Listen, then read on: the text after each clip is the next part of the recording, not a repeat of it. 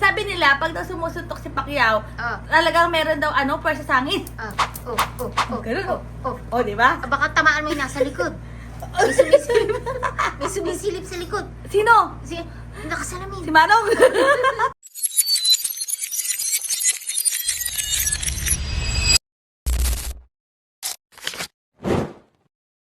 Sa live ni Yusek Attorney Claire kagabi. May galap shoutout kay Yusek Attorney Claire Castro. Maraming salamat po sa pa-shoutout. Hello po! Diyan par magpasalamat ka. Ikaw lagi ka na lang nasa-shoutout doon. Siyempre! Mega love shoutout, Attorney Claire Castro in the house! Eto, mga kabatang helmet. About nga dun sa panawagan ni Manong Chavit. Diyos ko. Bakit?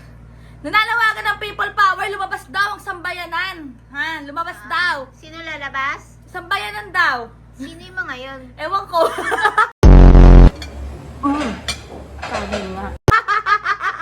ang lala ni Manong. Nakakaloka. Manong? Kaya yun na yan, di ba? Ah. Bisa ka pa, kaya na ni Manong Chavit yan. Ayan, Manong. Huwag nyo na kami idamay, Manong. Nananahimik kami. Oh, di dyan tibangor, Manong. Manong, ikaw marami kang kwarta. Ikaw na lang mag-people power mag-isa mo. Dakal ti kwarta. Minahal mo ako. Kala mo. Hindi ba pwede yung Bawal yan. Bawal yan. Bawal yan. Huwag mong alis. Delete mo yun. Didelete ka. Pero ito nga mga kabatang helmet. Sige, busisin natin. Siyempre, di ba, freedom of speech. Baka karapatan naman ni Manong na magtawag. Pero ito kasi, kung ang pinupunto rito ni Manong Chavit ay yung flood control projects, yung mga scam na yan, yung mga ghost projects. Teka lang. So, mga clear okay pa. Ano yun natin muna? Basahin muna natin ha. Ayun, saan na ba yun? Tanggalin natin to. Wait. Okay? Dito mga ka-clear, nanawagan siya ng people power sa mga video niya eh. Dami niyang sinabi. Tapos ano sabi niya pa mga ka-clear? Hindi ka na makakaligtas? Something to that effect? Diba? Sige, pakinggan na natin. Saan na ba yan? Okay. Daming kawalang, sabi ni Edward Galban, daming kawalang yang ginawa sa Ilocos niya si Sabit Singson. Kaya binangga si Erap dahil di binigay sa kanya ang small town lottery. Sana bulat-latin ang mga pagnanakaw na ginawa sa Ilocos. Yeah, pakinggan natin ito mga. Lisa na lang natin. Saan na ba yan? Normal. Tayo. Hindi. Alita Macado, hinihimok na ni dating Governor Chavit Singson ng taong bayan na magsagawa nga nitong one-time big-time rally para umano maipaninig na sa Malacanang ang matagal ng hinaing ng mga Pilipino at ng taong bayan ukol nga dito sa hindi matapos-tapos na investigasyon kaugnay sa anomalya. Nadinig na ng Pangulo. Ilang rally na kayo? Di ba? September 21. May November 16 pa, di ba? Tama? Right? Di ba yung sa ICI? Wait, ICI ito. Sa INC? No. Okay. Meron, di ba? 2 araw. September 21, may November 16, 2 araw yon. Dapat nga 3. May November 30, right? Nandinig na. Flood control projects. Honorable Bongbong Marcos and Speaker Martin Romualdez, with your permission, I'm going to Malacanang alone to challenge you into a debate. Debate? So, pag-debate, ano mangyayari sa debate? Diba? Ano mangyayari sa debate? BIR dapat tignan nila yung taxes ni Chavit back 10 years. Sabi ni Vicente Viloria. Diba? About this press con with all the media as a witness. Yan ang matapang hamon ni former Ilocos Sur Governor Chavit Singson kay Pangulong Bongbong Marcos Jr. kasunod ng kanyang alegasyon na ang Pangulo umano ang utak sa likod ng korupsyon. Diba? Makikipagdebate siya about corruption. Teka lang, diba? Hinamon niya ba dati si dating Pangulong Duterte? Corrupt yun eh. Sabi niya, di ba? Corrupt yun eh. Umamin si dating Pangulong Duterte. Sabi niya, di ba, corrupt siya, nagnakaw siya, pero ubos na. Tapos may 20,000, may ghost projects pa noong 2020. Nakipagdebate ba siya? Hindi. Sinusuportahan pa niya yung anak ng korap. Diba? Sa malawakang flood control scandal. Matagal na raw gustong ihayag ni Singson ang mga alegasyon laban sa Pangulo, pero hinintay raw niyang umabot ito ngayong unang buwan ng bagong taon. 40 taon na raw kasi simula nang mapatalsik ang rehimeng Marcos Sr. Eksakto ring kaparehong 68 years old na rin ng nakababatang Marcos ngayon, ang edad rin ng kanyang ama nang mapatalsik sila sa Malacanang. Wait, kasalanan ito ng mga palpak na flood control projects is, wait, Senator, Chavez Singson. Yung ghost projects, ni dating Pangulo Duterte, yan, yung sa Sunog Apog, mga ka-clear. I-recap natin kahapon. Sunog Apog, that's 2017. Hindi umaandar. Fully paid. As early as 2019, panahon ni dating Pangulong Duterte. Binayaran kahit hindi pa tapos. Ngayon, hindi gumagana. That's 2017. Tingin nyo ba? Hindi nakapatay ng tao yung mga proyekto na yon. Bakit lahat ng palpak na flood control projects isisi sa Pangulo? 2 years pa lang, almost 3 years pa lang siya. Almost, tama na, 2022. To 2026, to 2025. 26. 3 years. Diba?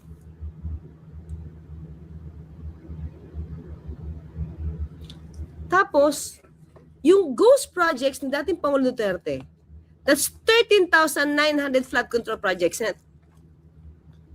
Chavez Singson, nakita mo kung nasaan? Nakita niyo ba yun kung nasaan? Diba?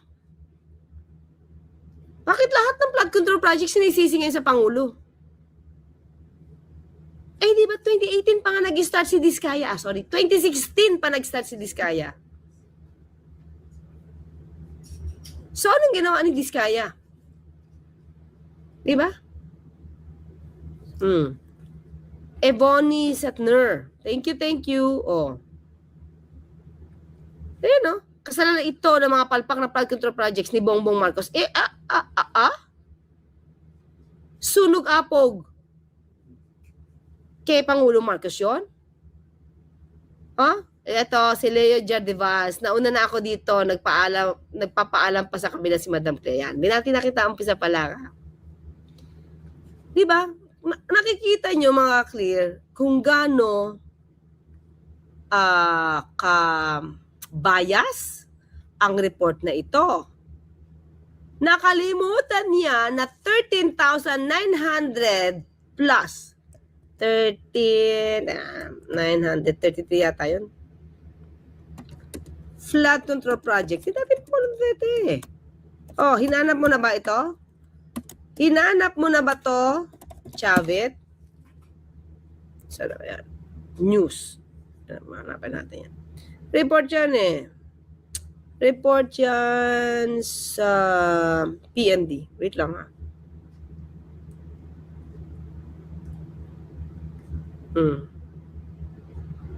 Saan ba siya? 13,933? Saan ba siya? Hanapin ko ha. Papakita ko lang sa inyo. Marami ito So, dapat ito, inamin naman ni dating Pangulong Duterte na marami siyang flood control, marami siyang ghost projects. Nahanap ba to ni Chavez Singson? Bakit lahat ibinibintang? Pati yung flood control projects doon sa Davao City? Ba't bumabaha doon? Kahit may 51 billion worth na allocation for the flood control projects or infrastructure? Kay Pangulong Marcos yun ibinibintang? Ba?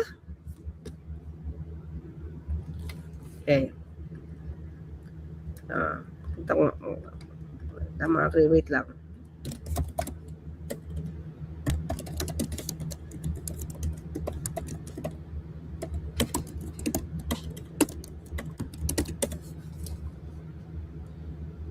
13,917 pala mga clear. 13,917. Ang flood control projects ni dating Pangulong Duterte. 13,917. So, nasaan na yan? Nasa na yan? Oh.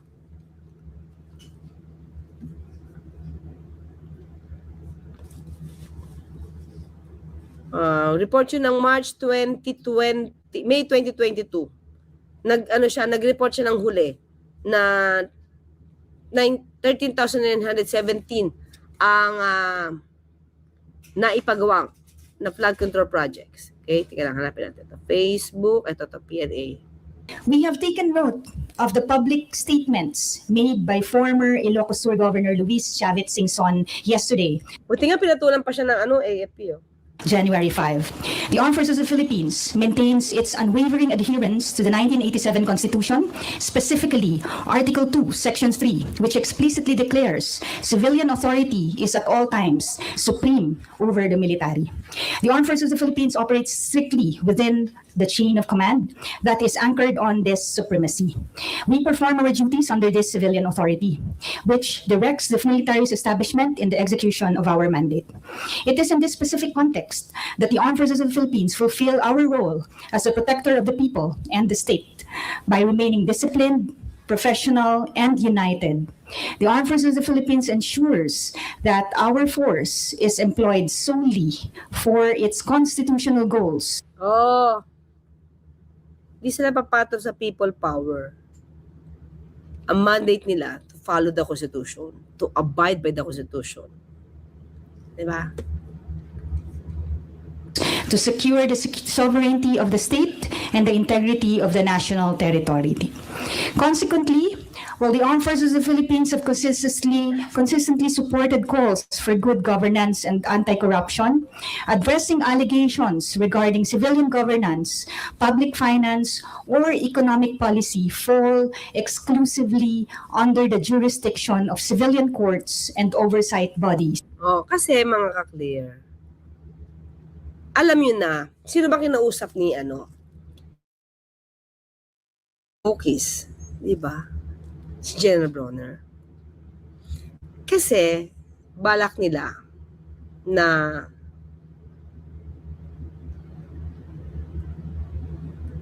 at the time, sinabi naman General Bronner, coup attempt. So, pagka ang militar bumitaw, no? Ang suporta sa Pangulo, mahihirapan talaga. People power talaga yan. Kaya yun ang tinutumbok nila eh. Tinutumbok nila militar. Di ba?